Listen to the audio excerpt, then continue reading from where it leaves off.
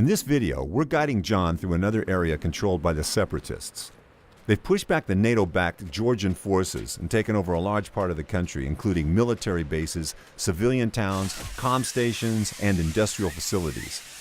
They have a lot of know-how on how to operate the most high-tech facilities, and John's official task is to find out how they can be operating at such a high capacity and then to shut them down. His unofficial agenda, though, is to find his brother, Robert North. Robert was taken by unknown operatives 2 years before, and recent reports indicate he was seen in this area of Georgia. And we're going to find out what's happened to him and get him out. Whether he wants to be helped remains to be seen, as nothing is ever simple in these kind of scenarios.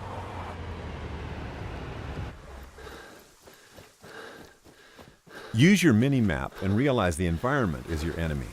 Not only are there traps around the outposts, but there are deadly cliffs and hungry wild animals. But in this case, the environment can also be your resource, and if we trace these tracks, we'll see a safe path through the minefield. There's one on the rooftop. And always remember about the distance to your target and the wind. Once you get a clean shot, pull the trigger.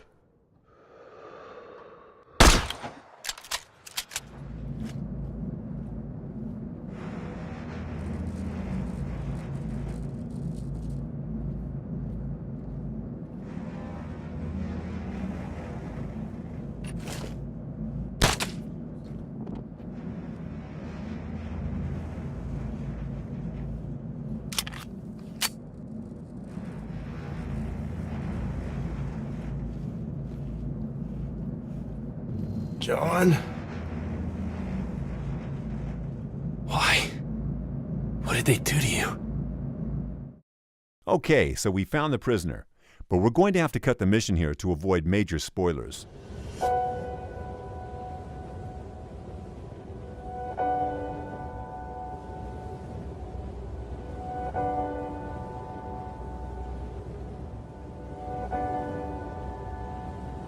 Soldiers, sailors, and airmen of the Allied Expeditionary Force, you are about to embark upon the great crusade toward which we have striven these many months.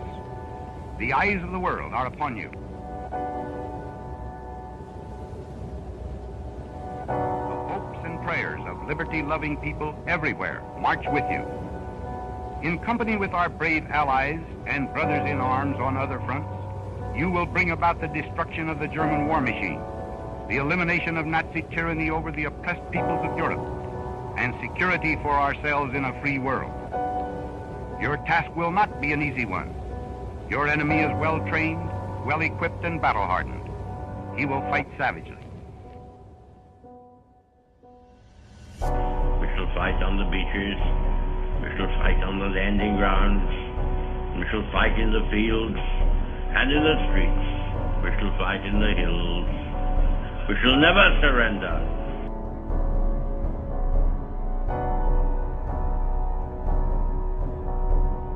The tide has turned. The free men of the world are marching together to victory. I have full confidence in your courage, devotion to duty, and skill in battle. We will accept nothing less than full victory. Good luck.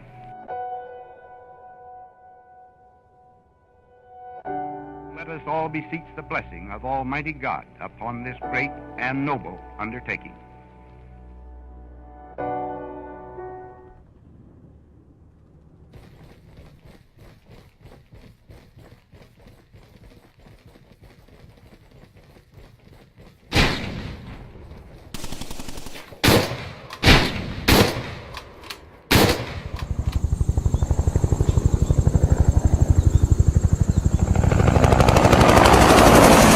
Take 1-1, Browse 1-6 actual.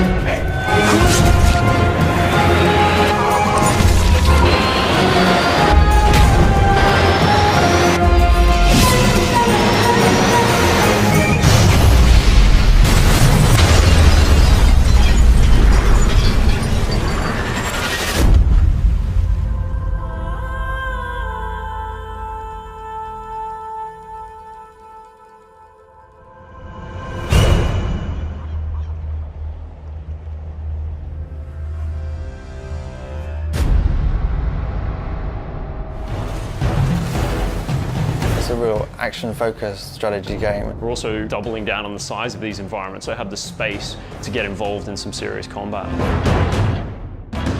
If you want to practice your base strategy, you can go into domination, you can go into deathmatch. If I'm in the mood for a fast game, I can jump into strongholds. So we've got different kind of ways to play the game for different kind of players. We absolutely want those hardcore players, and we've absolutely got games and game modes that are suited to that. But then we've got, on the other end of the spectrum, modes like Blitz. It's something nobody's ever done before.